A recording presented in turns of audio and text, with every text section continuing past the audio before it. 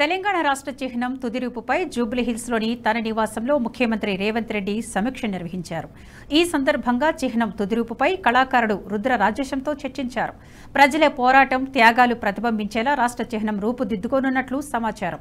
June 2వ తేదీన అధికారిక చిహ్నాన్ని సీఎం రేవంత్ విడుదల చేయనున్నట్లు తెలుస్తోంది. ఈ నేపథ్యంలో అనుభవజ్ఞుల సలహాలు, సూచనలు తీసుకుంటున్నారు రేవంత్. ఈ సమీక్ష సమావేశంలో మంత్రి జూపల్లి కృష్ణారావు, ప్రొఫెసర్ కోదండరాం, అద్దంకి దయాకర్, జేఏసీ నేత రఘు, సీఎం సలహాదారు వేం నరేందర్ రెడ్డితో పాటు పలువురు ఎమ్మెల్యేలు, నేతలు పాల్గొన్నారు.